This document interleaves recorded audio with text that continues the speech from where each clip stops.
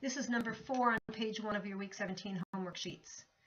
The problem in your book reads, for the reversible reaction A plus C yields B, the equilibrium constant is 0.025.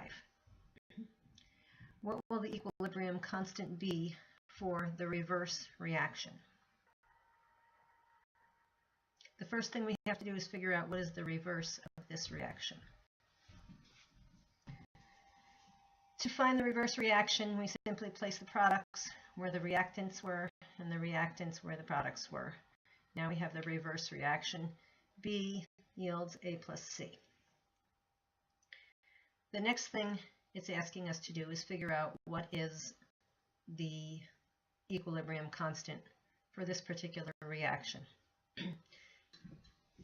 We know that the equilibrium constant has to do with a fraction with the products of the reaction on the top and the reactants of the reaction on the bottom. This equilibrium product or constant is given to us as a decimal, but we know that decimals can be broken down into a fraction. So if we break this down into a fraction, we get 25/1000ths. Now, when we reverse the reaction, the products are what used to be the reactants, and the reactant is what used to be the products. So the numbers in the equation are going to flip. Since A and C are now the products, they go on the top. The number representing them goes on the top. Since B is now a reactant, the number that had represented B in the equilibrium constant goes on the bottom. Now we have a new equilibrium constant for the reverse reaction. If we do the math, 1000 divided by 25 is 40. The equilibrium constant of the reverse reaction is 40. Number 5 on page 1 of week 17's homework says, write the equilibrium expression for the reaction 2 sulfur dioxide gas plus oxygen gas yields 2 sulfur trioxide gas. The equilibrium constant formula is written right here, where C is a product and D is a product, A is a reactant and B is a reactant.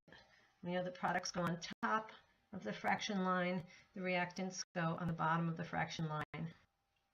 The small letters represent the coefficient of each particular part of the equation, or each particular component of the equation. So we'll replace each of these things with the components of the reaction. The equilibrium expression for this reaction has the products on the top, sulfur trioxide. It's squared. The 2 comes from the coefficient up here of sulfur trioxide. On the bottom of the fraction, we have sulfur dioxide. It's also squared because it has a coefficient of 2. And we have oxygen on the bottom. It does not have any exponents because there's no coefficient for oxygen. And that's the answer. Number 6 on page 1 of your week 17 homework sheet says, write the equilibrium expression for the oxidation of hydrogen to form water vapor. This one doesn't give you an actual equation, so you have to figure it out and write it for yourself. We know that the first thing in the equation is hydrogen and that it's oxidized, which means oxygen is added to it. We know that it forms water vapor. That means water vapor is going to be on the opposite side of the arrows, and since it's a vapor, it will be a gas. So we have hydrogen gas plus oxygen gas yields water vapor. Now, like all equations, it has to be balanced. We notice on this side we have 2 hydrogens because hydrogen is a diatomic molecule. Oxygen is also a diatomic molecule.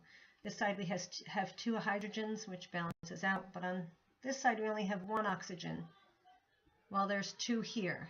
So we're going to put a coefficient of 2 by this water vapor so that we have enough oxygens to balance this side. So now we have 2 oxygens over here and 2 here. But on this side, we now have 4 hydrogens, 2 sets of 2. So we need to put a coefficient of 2 by this hydrogen to balance the equation. Now we can place the components into the equilibrium constant equation. So the equilibrium expression for this particular reaction has water vapor on the top, since it's a product and the products go on the top of this fraction. It's squared because the coefficient of 2 goes up as an exponent. On the bottom we have both of the reactants. Hydrogen is squared because it has a coefficient of 2. Oxygen does not have an exponent because it does not have a coefficient. And that is your answer. This is problem number 9 on page 2 of your week 17 homework sheets. It says, write the equilibrium expression for the following reaction. Ammonium nitrate, which is a solid, yields dinitrogen oxide, which is a gas, and 2 water vapor. Now, one thing is a little bit different in this problem. We have a solid, and the textbook has informed us that solids are not used in the equilibrium expression, and therefore we're just going to cross it out. And that will help us to remember not to put it into the fraction. Now we can put the rest of the units into the equilibrium expression. Now the products go on the top of the fraction. We have the concentration of dinitrogen oxide, and we have the concentration of water vapor squared because it has a coefficient of 2. Since nothing is going to go on the bottom of the fraction, we don't even need to have a bottom of the fraction, and we just have these 2 concentrations multiplied by one another to get the equilibrium constant. This is number 10 on page 2 of your week 17 homework sheets. It says, at high temperatures, solid carbon and sulfur gas react to form the gas carbon disulfide. What is the equilibrium expression for this reversible reaction? First thing we have to do is write the equation. The problem told us that carbon is a solid, sulfur is a gas, and carbon disulfide is also a gas. Although sulfur is a gas, it is not one of the 7 diatomic gases, and so sulfur is just sulfur by itself. Now we have to make sure that this equation is balanced. We have 1 carbon on the left and 1 on the right. We have 1 sulfur on the left, but 2 on the right. So in order to balance this out, we'll put a coefficient of 2. And now the equation is balanced. The next thing we have to do is place the components into the equilibrium expression. When we place the components into the equilibrium expression, we have the product, so carbon disulfide, concentrated on the top. We have the concentration of sulfur on the bottom. It has an exponent of 2 because the coefficient turns into an exponent in the equilibrium expression. Carbon, being a solid, is crossed out because solids are not used in the equilibrium expression.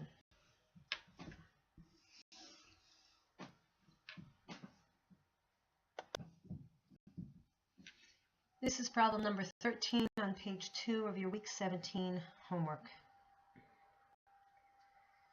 At 448 degrees Celsius, the equilibrium constant is 50.5 for the reaction hydrogen gas plus iodine gas yields 2 hydrogen iodide gas.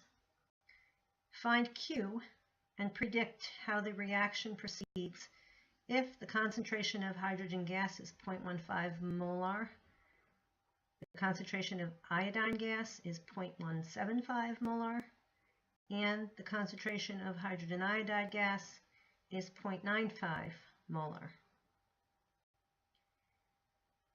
This problem gives us a lot of numbers.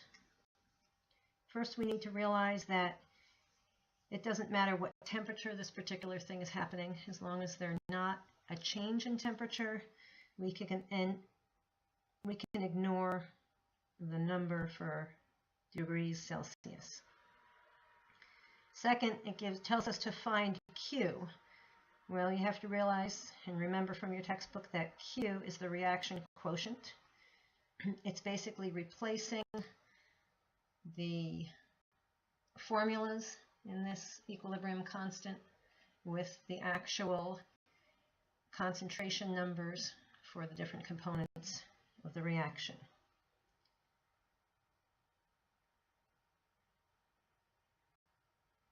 So let's start by making the equilibrium expression. First, we write the equilibrium expression, which shows the product of hydrogen iodide. It's squared because there's a coefficient of 2 in the formula. And then we have the two reactants on the bottom of the fraction, the concentration of hydrogen and the concentration of iodine. Neither of them have any exponents because there are no coefficients before them in the equation. Now we're going to replace these things with the actual numbers that we were given of concentration. We see that we have the concentration of hydrogen iodide is 0.95, and we're going to square it. We have the concentration of hydrogen and the concentration of iodine.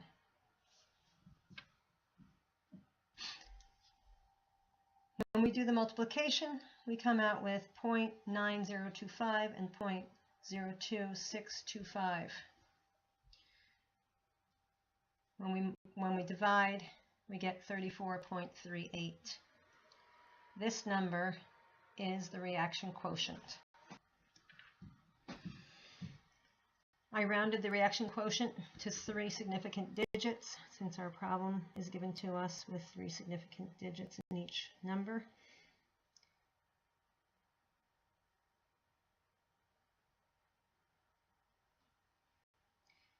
Now the second question the problem asks is to predict how the reaction will proceed. In order to do that, we have to compare the reaction quotient, which tells us the concentration of the reactants and the products at a given point in time. We have to compare that to the equilibrium constant, which we were given as 50.5. You'll notice that I replaced the KEQ with a large Q here. Actually, it should have been a large Q from the beginning, because this is where we're figuring out the reaction quotient. This is not the equilibrium constant. But we were given the equilibrium constant in the problem. Now we're going to compare these two. We find that the reaction quotient is less than the equilibrium constant, and therefore the reaction will shift to the right to make more products.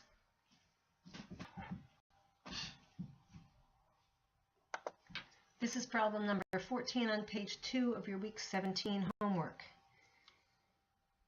It says, at 740 degrees Celsius, the equilibrium constant is 0.0060 for the decomposition of calcium carbonate. With the formula, calcium carbonate as a solid yields calcium oxide, which is a solid, and carbon dioxide gas. Find Q and predict how the reaction will proceed if the concentration of carbon dioxide is 0.0004 molar. So this problem is similar to the one before it. We have to find Q, which is the reaction quotient. Q is basically substituting the actual numbers at a particular moment in time into the equilibrium expression. And then we are going to compare that with the actual equilibrium constant to find out if the reaction is at equilibrium or if it will shift possibly to the right or to the left. So the first thing we're going to do is write the equilibrium expression. Now you notice that my equilibrium expression has only the concentration of carbon dioxide in it. And that's because calcium carbonate is a solid and calcium oxide is a solid. Neither of those can be used in the equilibrium expression. Therefore, we only have one thing there. So that's easy to calculate because that's one of the things we're given. The concentration of carbon dioxide is 0.0004. Now we have to compare our reaction quotient to the actual equilibrium constant. Again, we see that the quotient is less than the equilibrium constant, and therefore the reaction will shift toward the right to make more products.